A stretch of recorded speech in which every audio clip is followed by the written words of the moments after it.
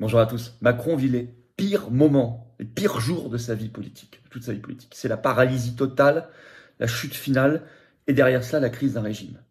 Bien sûr, il y a ce moment symbolique de la finale de la Coupe de France au Stade de France ce samedi 29 avril. On va y revenir avec tout ce qu'il y a derrière, ce que ça veut dire comme débat sur les libertés publiques notamment, c'est extrêmement important. Suivi d'un 1er mai historique et d'autres éléments qui s'accumulent. Son départ peut être précipité. J'ai mis destitution, Macron destitution, ce badge-là. Vous savez que la pétition cartonne, elle est en lien sous la vidéo en description. Il y a la pétition aussi sur le site de l'Assemblée nationale. Bref, les esprits se réveillent. Même, vous allez voir, même des éléments du système maintenant commencent à dire qu'il est cuit. Je vous explique tout ça dans cette vidéo. On parlait de 1er mai, justement, je vous attends. Ce 1er mai, ce lundi, là. Rendez-vous à Paris, 14h, place du Trocadéro. Ça va être bondé. Chez nous, c'est parfaitement sécurisé, hein. Confondez pas. Et donc tout le monde peut venir, les familles, toutes les générations. C'est fait pour ça. Casserole, drapeau français, ça va être magistral. Résistance totale. Et nous, on va au fond des choses dans les manifs. Hein. Frexit, sortie de l'OTAN, la paix, la liberté. On finit par ailleurs au ministère de la Santé parce que les suspendus, on les oublie pas. Et il y aura le stand de la solidarité d'ailleurs, comme toujours pour eux. Voilà. Je vous attends. Venez, faites du covoiturage. Et puis, abonnez-vous à cette chaîne YouTube si vous voulez bien. Je lance un petit appel particulier. Il y a beaucoup de gens qui regardent la vidéo, mais qui ne s'abonnent pas. Merci beaucoup de regarder. Mais si vous prenez la seconde nécessaire juste pour cliquer, c'est bien sûr gratuit. Vous donnez vraiment de la force. Les algorithmes de YouTube vont mieux tourner, vont recommander ces vidéos. Vraiment, merci. Merci d'avance de le faire. Et merci à ceux qui se sont abonnés à la chaîne tout récemment. Vous savez par ailleurs que jeudi 4 mai, je suis en Dordogne, jeudi prochain, le soir. Vous écrivez à référent24@les-patriotes.fr. Il y a sûrement encore quelques places pour informations et réservations. Et le jeudi suivant, le 11 mai au soir, je suis dans le Jura, référent39@les-patriotes.fr. J'ai hâte de vous voir. Ben écoutez, on est parti. Alors, Macron, paralysie totale, crise de régime. Il y a un événement ultra symbolique de la catastrophe en cours pour lui. C'est la finale ce 29 avril au soir de la Coupe de France de football. C'est la finale entre Toulouse et Nantes au Stade de France et par tradition depuis très très longtemps, le président de la République est toujours présent. Et là on apprend, alors, depuis quelques jours ça s'accélère avec des rebondissements tout récents, je vais vous expliquer. On apprenait par le Parisien du 26 avril que les organisations syndicales de Seine-Saint-Denis allaient remettre, je cite, 30 000 cartons rouges et 10 000 sifflets qui allaient être distribués avant la finale en sortant des métros et des RER aux spectateurs, pour être utilisés notamment pour les sifflets à la 49e minute et 3 secondes, le fameux 49-3 maintenant dans les matchs. Mais coup de théâtre, ce 28 avril, interdiction de cette distribution de tracts et de ce rassemblement par le préfet de police, par un arrêté d'interdiction. Il y a des recours, donc peut-être que dans la journée, tout ça va bouger. Mais je pense qu'un point de vue de l'image et du symbole, c'est pire que tout. Par ailleurs, c'est une première qu'une simple distribution de tracts soit interdite. C'est une première. C'est une première. Normalement, vous savez, même les distributions de tracts n'ont pas à être déclarées. Ce n'est pas une manifestation, ce n'est pas un rassemblement. Quand vous êtes à la sortie, par exemple, je ne sais pas, d'un marché ou d'un métro et que vous distribuez des tracts, ça n'a pas à être déclaré. Là, ça a été interdit. Donc, on voit bien une dérive tyrannique qui sent la crise de régime. Mais je ne sais pas certain que ça va tenir parce que d'autres arrêtés récemment ont été cassés. Vous allez voir que le ministère de l'Intérieur commence à être très embêté. Je vous explique tout ça dans quelques minutes. Par ailleurs, maintenant, Macron se déplace toujours avec ses groupes électrogènes. La Huffington Post, article du 28 avril, nous écrit que des groupes électrogènes seraient prévus. Puis il n'y a pas que ça. Ça va être assez extraordinaire. Je vais vous lire un extrait de cet article du Huffington Post. Écoutez bien. Existe aussi la possibilité qu'une partie du public profite de la présence du président pour exprimer bruyamment son opposition en huant ou en reprenant des slogans clamés lors des manifestations, craignent encore les renseignements. Ah oui, ça, je pense que c'est effectivement très très probable. Résultat, selon une dépêche de l'AFP du 27 avril, je cite, Macron ne descendra pas, comme il est de coutume, sur la pelouse pour saluer les joueurs avant le coup d'envoi. Et par ailleurs, le préfet de police a fait savoir ce 28 avril que la remise du trophée se ferait dans les tribunes, en raison du risque d'envahissement du terrain. Que par ailleurs, les grilles avec pic seraient levées dans les virages, ce qui peut être très dangereux. Mais le préfet de police, ce 29 avril sur BFM TV, dit oui, mais elles peuvent, en cas de pression, elles peuvent se rétracter. Ou pas. Là, on est dans l'irresponsabilité totale. Par ailleurs, ils ont prévu, je cite, 3000 policiers et gendarmes mobilisés, 2 fois plus que d'habitude, plus les 1500 stadiers qui seront déjà à l'intérieur. Donc on est dans un dispositif quasiment de guerre, avec des interdictions complètement attentatoires aux libertés publiques. Je ne sais pas si elles vont d'ailleurs être tenues dans les heures qui viennent, parce qu'il y a des recours devant le tribunal administratif, on va voir. Une situation exceptionnelle, des drones au-dessus du Stade de France pour la première fois, a-t-on appris également par le Parisien du 26 avril, notamment pour surveiller les cartons rouges. Une situation de guerre. Pourquoi? Pour essayer de sauver l'image d'une personne huée, détestée, honnie, Macron. Donc on est vraiment dans une crise de régime terrible.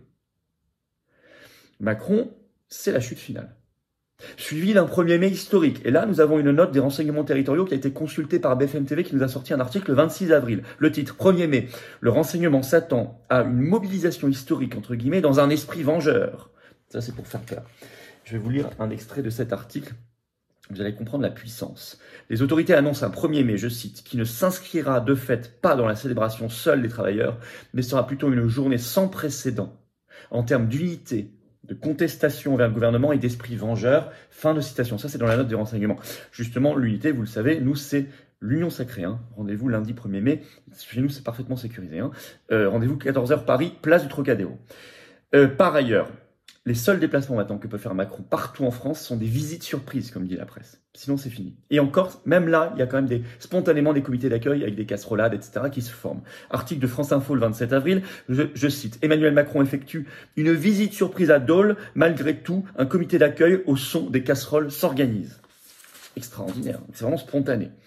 D'autant qu'il y a une série de débâcles judiciaires pour le gouvernement qui ne peut plus interdire à l'avance, sauf cette histoire de Stade de France, on va voir si ça tient, mais en tout cas pour les déplacements de Macron ou des ministres, c'est fini, les manifs anti-Macron et anti-gouvernement. En effet, le 27 avril, revers pour le préfet du Doubs, qui avait le 26 avril déposé un arrêté d'interdiction de manifestation parce que Macron venait le 27, le lendemain. Eh bien, le matin du 27, il a retiré, avant que Macron n'arrive, il a retiré son arrêté anti-manifestation parce que 3 recours devant le tribunal administratif s'organisaient et qu'ils avaient été gagnés dans un autre département la veille. Et Le Monde nous apprend, dans un article du 28 avril, le titre « Le ministère de l'Intérieur alerte les préfets sur l'utilisation abusive des périmètres de protection pour tenir les manifestants à distance ». C'est en effet un courriel interne qui a été envoyé par la place Beauvau à tous les préfets pour évoquer un détournement de procédure, je cite Le Monde, pas question pour la place Beauvau de multiplier les déconvenus devant la justice administrative. Le courriel au préfet est envoyé par la directrice des libertés publiques et des affaires juridiques du ministère de l'Intérieur pour leur dire arrêtez vos arrêtés préfectoraux d'interdiction des manifs, ils vont être cassés, ils sont illégaux. Donc il n'y en a plus. Et donc il y a de nouveau des manifs, casserolades, etc. Beaucoup de patriotes y sont d'ailleurs, hein, avec le orange, les drapeaux français. Quand Macron ou les ministres sont là. C'est assez inédit aussi. Par ailleurs, sondage historique pour Macron. Situation historique. Article du JDD, journal du dimanche 22 avril, le titre avec 47% de très mécontents. Macron bat un record d'impopularité, je cite. C'est le baromètre mensuel de l'IFOP. Il n'y a que 26% de satisfaits et 72% au total de mécontents, dont 47% qui disent qu'ils sont très mécontents. Un Français sur 2 quasiment. Ça, c'est historique. Ça a augmenté de 7 points en un mois.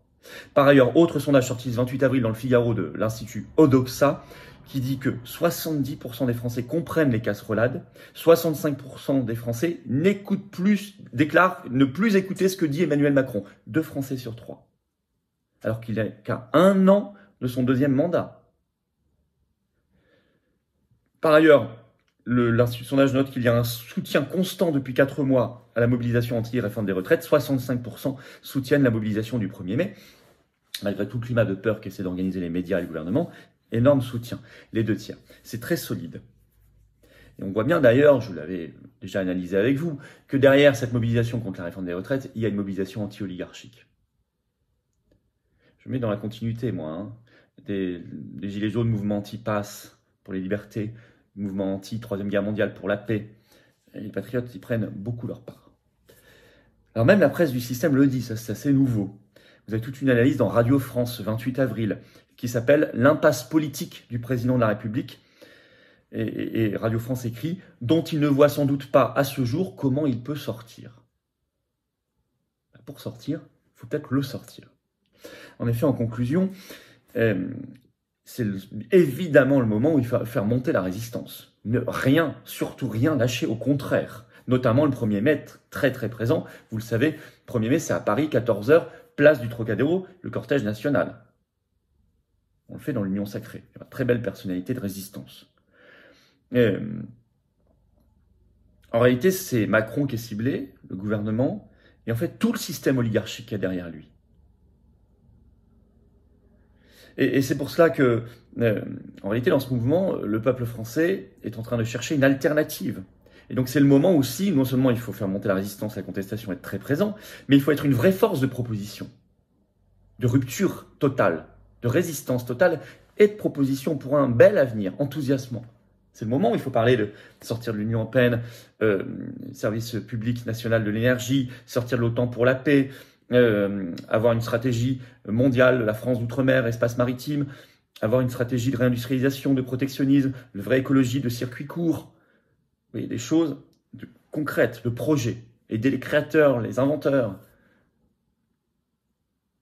réorganiser les alliances de la France, sa position dans le monde, dans un monde plus équilibré pour la paix, pour la souveraineté. C'est tout cela qu'il faut porter comme idée au moment où les Français sont en ébullition et ils cherchent. Le peuple français est en train de rappeler à la face du pays et du monde qui est le souverain. Et le souverain, c'est lui, c'est nous. Le seul souverain, c'est le peuple de France. Il y a tout ça là dans ce mouvement. Macron vit ses pires jours. Voilà. Bah écoutez, partagez cette vidéo si vous voulez bien. Pour cela, abonnez-vous à cette chaîne YouTube. Je lance un petit appel un peu plus solennel que d'habitude. Vous pouvez le faire peut-être aujourd'hui, si vous n'aviez pas pensé à vous abonner à la chaîne, vous appuyez sur s'abonner en dessous, hop, c'est fait, c'est gratuit, c'est instantané. Les vidéos circulent mieux, n'oubliez pas qu'à 500 000 abonnés, un demi-million, c'est énorme, on y arrive. On fera un événement en direct dans un lieu spécial, enfin, ça va être un truc tout à fait inédit, ça vaudra le coup. Merci d'avance. Le lundi 1er mai, je vous l'ai dit, plusieurs fois dans la vidéo, rendez-vous 14 h place à Paris, place du Trocadéro, il faut venir très très très nombreux, cortège évidemment sécurisé, résistance totale, union sacrée, un drapeau français, une casserole, enfin, et peut-être une cuillère pour faire du bruit avec la casserole, venez très nombreux, ça va être assez extraordinaire. C'est évidemment sécurisé, je vous l'ai dit chez nous. Le jeudi 4 mai, donc le soir, je suis en Dordogne, vous écrivez à référent24@les-patriotes.fr pour information et réservation. Le jeudi suivant, 11 mai, je suis dans le Jura, référent39@les-patriotes.fr pour réserver aussi. J'ai hâte de vous voir, je vous attends, patriotes. Voilà, l'engagement, il est là. Vous pouvez adhérer, réadhérer, faire un don de soutien. Là aussi, je vous le demande de manière solennelle, c'est peut-être le moment de le faire. Vous avez toute la possibilité de le faire, vous serez bien accueillis, vous serez mis en relation avec des gens qui pensent comme vous, en étant adhérent ou réadhérent, près de chez vous. Pas de solitude, pas d'isolement. Et on se bat, je l'ai dit, pour le projet alternatif, pour nos belles valeurs, pour les générations qui viennent, pour notre humanité et notre beau pays qu'on aime. C'est enthousiasmant, c'est anti-oligarchique, c'est la résistance, c'est l'avenir, c'est l'espérance.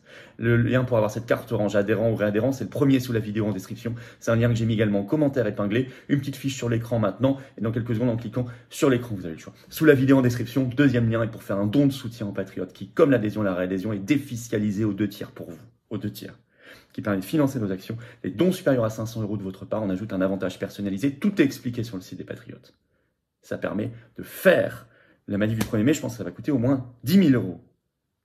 À l'inflation, sécurité, son, chars, les affiches, les bandeaux, les trucs, vous imaginez même pas. Et puis tout le reste, les affiches, les tracts en permanence, les candidatures aux élections, etc., etc. Bref, vous savez. Bravo aux donateurs, aux réadhérents, bienvenue aux nouveaux adhérents patriotes, vive la France.